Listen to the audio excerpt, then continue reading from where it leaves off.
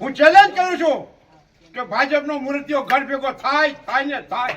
હું કેતો તો આ ભાજપ વાળાને ખખણાર્યો અમે નો હાજવી ગયા હોય તમારથી થોડા હાજવાય. અમરેલીના રાજકીય ઇતિહાસમાં પહેલી વખત એવું બન્યું કે 3 મહિના પહેલા ભારતીય જનતા પાર્ટીના બધાય 2024ની લોકસભા ચૂંટણીના મધ્યસ્થ કાર્યાલય ખોલ્યું હતું. કાલે બુંગણ હકેલી લીધા નથી અને કમલમની કાર્યાલયે લોકસભાની મધ્યસ્થ ચૂંટણી કાર્યાલયે તાળા લાગ્યા હોય એ ભારતીય જનતા પાર્ટીની હારની નિશાની છે. સમાજનો દીકરો કોઈ પણ પાર્ટીમાં આપણી સાથે ન્યાય કરશે. આજે આહવાન કરવી છે કે એક બૂથ ઉપર અમારો કોઈ સમાજનો દીકરો એ બૂથને હાઈજેક કરી એ બૂથને મેનેજમેન્ટ કરી આ કોઈ સમાજની અસ્મિતા માટે લડશે અને 7 તારીખે 100% કોઈ સમાજનો વિજય થશે. હેલો મિત્રો, નમસ્કાર. લોકસભા 2024ની ચૂંટણીમાં અમરેલી અને સુરેન્દ્રનગરમાં જે બી નારાજગી ચાલી રહી છે, શું અમરેલી અને સુરેન્દ્રનગરમાં ભાજપમાં ભડકો થઈ શકે છે કે કેમ? અમરેલીમાં જે ભરતભાઈ સુતરિયાને જ્યારથી જે જાહેર કરવામાં આવ્યા છે ત્યારથી જે જૂના ધારાસભ્ય છે નારણભાઈ કાસડિયા એ પણ નારાજ ચાલી રહ્યા છે. સંઘાણી પરિવાર પણ કહેવાય છે કે નારાજ ચાલી રહ્યો છે. જે બી ઉમેદવારોએ ટિકિટ માંગી હતી ડોક્ટર કાનબાર પણ આવી જાય, સંઘાણી પરિવાર પણ આવી જાય, નારણભાઈ કાસડિયા પણ આવી જાય, હિરેનભાઈ હીરપરા પણ આવી જાય. એ દરેકને છે એ ટિકિટ ન આપી અને એક સામાન્ય જિલ્લા પંચાયતના પ્રમુખ ભરતભાઈ સુતરિયાને ટિકિટ આપી દીધી. ત્યારથી છે અમરેલીમાં ખૂબ જ નારાજગી ચાલી રહી છે અને એ નારાજગી સોશિયલ મીડિયા પર પણ જોવા મળી રહી છે. શું નારાયણ કાસડિયાએ ટ્વીટ કર્યા છે? શું ડોક્ટર ભરત કાનબારે છે ટ્વીટ કર્યા છે? એની પણ વાત કરવી છે. જે ટ્વીટ સાંભળીને તમે ચોંકી જશો. સાથે નારણભાઈ કાસડિયા સાથે અમરેલી લોકસભા સીટનું જે મધ્યસ્થ કાર્યાલય હતું તેને પણ તાળા લાગ્યા છે. હવે શા માટે તાળા લાગ્યા છે? શું જેને જે કાર્યાલયમાં ફંડિંગ કર્યું હતું અને કાર્યાલય ઊભું કર્યું હતું એને એવું હતું કે મને ટિકિટ આપવાના છે અને અચાનક કોથળામાંથી બિલાડું કાઢે છે, એના જૂથનાને પણ ટિકિટ ન મળી, એને પણ ન મળી, તો પછી મારે હું કામ ખર્ચો કરવો? કાર્યાલયને મારી દો તાળા. એટલે અમરેલીમાંથી એવી માહિતી મળી રહી છે કાર્યાલય છે એ હકેલાઈ ગયું છે. હવે જોવાનું રહેશે. સાથે સુરેન્દ્રનગર લોકસભા સીટની પણ વાત કરવી છે, જ્યાં સંધુભાઈ સિંહોરા જે હળવદના છે એક આયાતી ઉમેદવાર ગણવામાં આવી રહ્યા છે. તે સંધુભાઈ સિંહોરા સુવાળિયા કોળી સમાજમાંથી આવે છે. તળપદા કોળી સમાજ છે ઉગ્ર માંગ કરી રહી છે કે તળપદા કોળી પટેલના ઉમેદવાર છે એ મૂકવામાં આવે. જો નહીં મૂકવામાં આવે તો તળપદા કોળી સમાજ છે મહાસંમેલન કરશે, ભાજપની વિરુદ્ધમાં મતદાન કરવાનું આહવાન કરશે. કોંગ્રેસ પણ ટિકિટ નથી આપતું તો અપક્ષમાં પણ લડવાની તૈયારી દર્શાવી રહ્યા છે.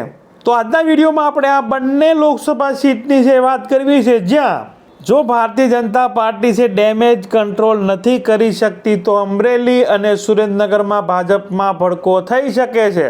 તો અમારી ચેનલમાં ભારતમાં અને ગુજરાતમાં જે બી ઘટનાઓ ઘટતી હોય છે તેના સરળ ભાષામાં સમજાવતો હોય છે. આવા નવા વિડીયો જોવા માટે અમારી ચેનલને તમે સબસ્ક્રાઇબ કરી શકો છો. બાજુનું બેલ આઇકન છે તેને ઓલ સિલેક્ટ કરો જેથી કરી અમારો વિડીયો અપલોડ થાય તરત જ તમને નોટિફિકેશન મળી જાય.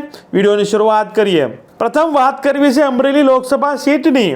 જ્યારથી ભરતભાઈ સુતરિયા જે જિલ્લા પંચાયતના પ્રમુખ છે તેનું નામ જાહેર થયું છે, જ્યારથી છે સંઘાણી પરિવાર છે નારણભાઈ કાસડિયા એ પણ રાહ જોઈને બેઠા હતા કે આપણે રિપીટ થવાનું છે. જનકભાઈ બગદાણા પણ એક આયાતી ઉમેદવાર ગણવામાં આવતા પણ એનું બી નામ સરસામાં હતું. હિરેનભાઈ હીરપરા પણ હતા. વચ્ચે છે ભરત બોગરાનું નામ પણ સામે આવ્યું હતું. આ દરેક લોકો છે એ રહી ગયા. ભારતીય જનતા પાર્ટીએ છે કોથળામાંથી બિલાડું કાઢ્યું અને સામાન્ય એવા ભરતભાઈ સુતરિયાને છે ટિકિટ આપે છે. ટિકિટ તો આપે છે, બાદમાં જે બી દાવેદારો હતા નારણભાઈ કાસડિયા કે મને રિપીટ કરવામાં આવશે, ડોક્ટર ભરતભાઈ કાનબાર એને પણ હતું કે મને ટિકિટ આપવામાં આવશે. તો ક્યાંક ને ક્યાંક એના સોશિયલ મીડિયાના જે બી પ્લેટફોર્મ છે ત્યાંથી છે એ રોજ જોવા મળી રહ્યો છે. ડોક્ટર ભરતભાઈ કાનબારે છે એ ટ્વિટર પર શું ટ્વીટ કર્યું જેનાથી છે એ વિવાદ થયો છે. તો એ ટ્વીટ તમને વાંચી સંભળાવવું છે અને સામે તમને બતાવવું પણ છું જે ટ્વીટ ડોક્ટર ભરતભાઈ કાનબારે કર્યું છે. કોઈ પણ જાણકાર પાસે અમરેલી જિલ્લાની કુંડળી કઢાવીને છે એ બતાવવી પડશે એવું લાગી રહ્યું છે. એવું ટ્વીટ છે એ ડોક્ટર ભરત કાનબારે છે એ કર્યું હતું. એનું નામ પણ ખૂબ જ ચર્ચામાં હતું કે તેને સહી સાંસદની ટિકિટ અમરેલીમાંથી સહી આપવામાં આવશે. બાદમાં ડૉક્ટર ભરત કાનબાનું બીજું ટ્વીટ પણ તમે જુઓ કે અમરેલી લોકસભાની બેઠક પરથી પસંદ કરાયેલા ભાજપના ઉમેદવાર ભરતભાઈ સુતરિયા મૂળ લાઠી તાલુકાના ઝરખિયા ગામના છે અને લાઠી તાલુકાના દુધાળા ગામના ગોવિંદ કાકા જે ગોવિંદભાઈ ધોળકિયા છે તેની વાત કરે છે કે તેને અગાઉ છે એ રાજ્યસભામાં છે એ પસંદગી ઉતારી અને રાજ્યસભામાં મોકલ્યા છે, એટલે લાઠી તાલુકાને 2 સંસદ સભ્યોનો લાભ મળશે. આવા 2 ટ્વીટ કર્યા છે.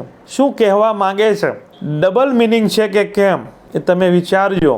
બાદમાં નારાયણભાઈ કાસડિયા એને પણ કંઈક સોશિયલ મીડિયામાં છે કંઈક થોડુંક રોજ જોવા મળી રહ્યો છે. તેને શું કહ્યું, ગીતામાં લખ્યું છે કે જ્યારે સત્ય અને અસત્યની લડાઈ થશે ત્યારે સત્ય એકલું ઊભું હશે, જ્યારે અસત્યની ફોજ ખૂબ મોટી હશે, અસત્ય પાછળ મૂર્ખાઓનું ટોળું હશે, આખરે જીત તો સત્યની જ થશે. ભાજપ હાઈકમાન્ડે નારાયણભાઈ કાસડિયાનું છે પત્તું કાપ્યું, રિપીટ કરવામાં ન આવ્યા. બાદમાં આવો ટ્વીટ કે સોશિયલ મીડિયામાં છે એ પોસ્ટ જોવા મળી રહી છે જે તમે જોઈ શકો છો. અમરેલી લોકસભા સીટ પર ભરતભાઈ સુતરિયાને છે ટિકિટ આપવામાં આવી છે. તો આ નારાયણ કાસડિયાનો ઈશારો છે એ કઈ તરફ જઈ રહ્યો છે? સાથે અમરેલી લોકસભા સીટનું જે મધ્યસ્થ કાર્યાલય છે જે ભારતીય જનતા પાર્ટીએ ચૂંટણી પહેલા છે એ ખોલી દીધા હતા, તો એ પણ હાકેલાઈ ગયું છે એવી માહિતી છે એ મળી રહી છે. શીખવાડવું કે મત કેમ ભેગા કરવા, હે ઠોકી નાખજો. અમને ભરોડા પડ્યા ને એનો વાંધો નહીં, પણ 24ની ચૂંટણીમાં દરેક બૂથનું હું આકલન કરવાનું. મને ખાડા પડ્યા ઈ માફ, હે મારી ચૂંટણીએ ખાડા પડ્યા ઈ માફ, આ હાવણીની હળિયું વાગી બધુંય માફ નિકુંજભાઈ. પણ 24ની ચૂંટણીમાં કાર્યકર્તાઓ તમારી નજરે લોકોની વચ્ચે અમે જનારા આગેવાનો સમાજમાં ઉણપ રહીને તો એના માટે જવાબદારીઓ પણ હું કહું છું એ કરવાની મારી આદત છે, એ તમે બધાય જાણો. મારું માપ પણ હવે આપણી એક પણ ચૂક મારી ને તમારી નહીં, જવાબ આપવાનું માધ્યમ કોંગ્રેસ પક્ષનો કાર્યકર્તા બની શકે એ આ થોડી વિનંતી છે કે અહીંથી ઊભા થાવ, સંકલ્પ લઈને જાજો કે આ લડાઈ જેની ઠુમરે નથી લડવાની. આ લડાઈ પરેશ ધાનાણી, પ્રતાપ દુધાત, સુરેશ કોટડિયા, ઠાકરસિંહ બાપા, ગીરજી બાપા, ગરદેવાસ ને આપણે દર વખત આપણી મજા લેતા હતા. આજ કોંગ્રેસને તોડવામાં ભાજપ ખુદ એના ભારે તૂટી ગયું છે. આજ ભાજપ એના ભારે તૂટી રહ્યું છે. કમલમની કાર્યાલયે આખા ગુજરાતમાં જ્યાં જોવો ત્યાં કકળાટ છે. કમલમની કાર્યાલયમાં કકળાટ છે. હું કહેતો તો આ ભાજપ વાળાને ખખણાર્યો, અમે નો હાજવી ગયા હોય તમારથી થોડા હજવાય.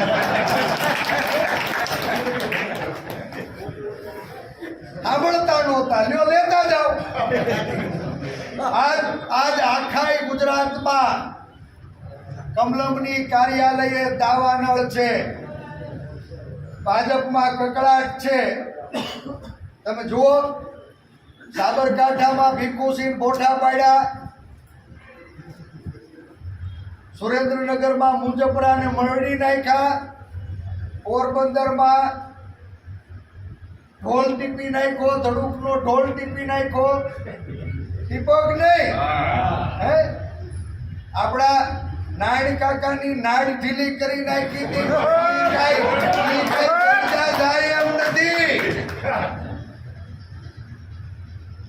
અમરેલીના રાજકીય ઇતિહાસમાં પહેલી વખત એવું બન્યું કે 3 મહિના પહેલા ભારતીય જનતા પાર્ટીના બધાય ઈચ્છુક ઉમેદવારોએ ભેગા થઈને મોટી માર થઈ અને રાષ્ટ્રીય અધ્યક્ષ જેપી નડ્ડાની ઓલી ટીવી ઉપર ઉપસ્થિતિમાં 2024ની લોકસભા ચૂંટણીના મધ્યસ્થ કાર્યાલય ખોલ્યું હતું કાલે બુંગણ હકેલી લીધા ગણતરી નથી. અને કમલમની કાર્યાલયે લોકસભાની મધ્યસ્થ ચૂંટણી કાર્યાલયે તાળા લાગ્યા હોય એ ભારતીય જનતા પાર્ટીની હારની નિશાની છે.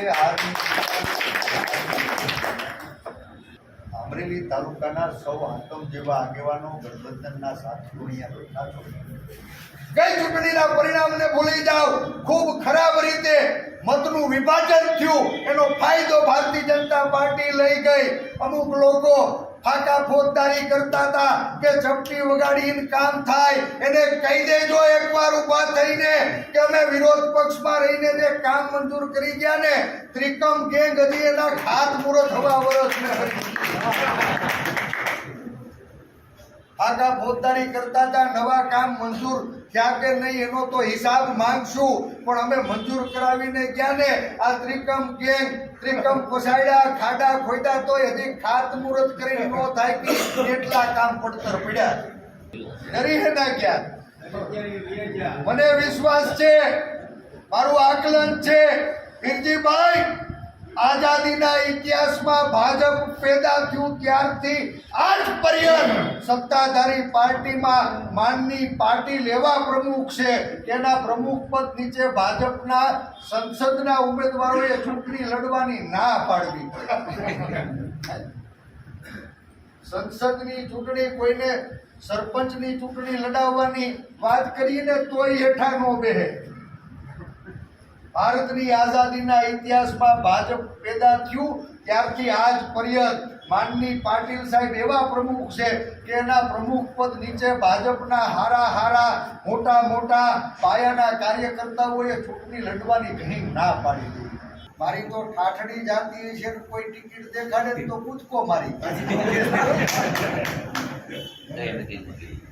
આ વીરજીભાઈની ઠાકરસિંહ બાપાની સિન્ડિકેટ છેલ્લે કાનમાં કેવા આવ્યા કે હિન્દી નથી લઈ ધારું. હવે તમે કયો, પાર્ટીએ નિર્ણય કર્યો એ બરાબર કર્યો છે કે નહીં? એને સંભળાતું નથી.